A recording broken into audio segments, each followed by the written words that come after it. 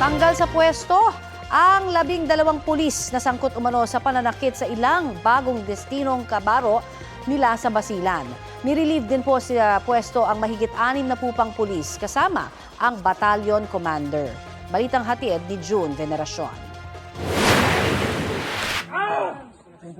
Napahiga na lang ang isang naka-uniforming pulis matapos hatawin ng napakalakas sa muka.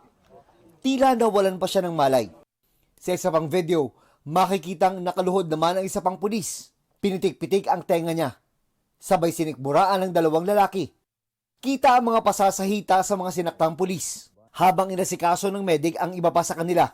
Ang nahulikam na nanakit daw sa kanila, mga kapwa rin nila pulis. Ayon sa pulisya, nangyari ang insidente sa barracks ng Regional Mobile Force Battalion 14B sa Lamitan noong February 5. Welcome rides daw ito sa mga bagong destinong pulis doon. Bagamat naging bahagi na raw ang tradisyong ito para sa mga bagong destinong pulis, mahigpit na ipinagbabawal ang anumang physical contact. Parte ng welcome rides po nila yung pag sinasabi natin na roll like a barrel. Ito po yung parte ng mga physical exercises na wala pong physical contact.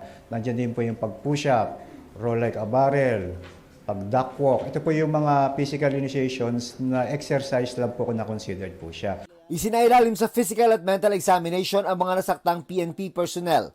Nasa maayos na silang kalagayan.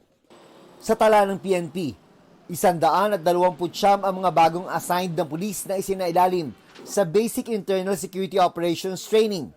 Tukoy na ng mga otoridad ang 12 pulis mula sa Regional Mobile Force Battalion 14B na sangkot sa hazing. Nirelieve na sila sa pwesto, pati ang mahigit 6 pang mga police commissioned officer at non-commissioned officer, kabilang ang battalion commander para sa mas malalim na investigasyon. Hindi lamang po tinanggal yung 12 na unidentified. Tinanggal na po ang lahat ng miyembro ng 14B ng Regional Mobile Force Battalion. So lahat po sila 70 plus.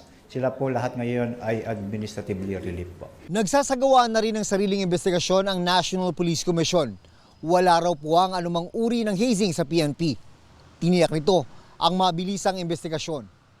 Ayon sa PNP, posibleng maharap sa kasong administratibo at kriminal ang mga sangkot na pulis. Hindi po natin kinokondone and tinotolerate ang mga ganyang klase ng activities. Mananagot po ang dapat managot, makakasuhan po ang dapat makasuhan, and rest assured po na maibibigay po natin yung dapat para doon sa mga victims. Sinusubukan naming kunin ang kanilang panig, maging ang mga biktima. June Veneracion, nagbabalita para sa GMA Integrated News.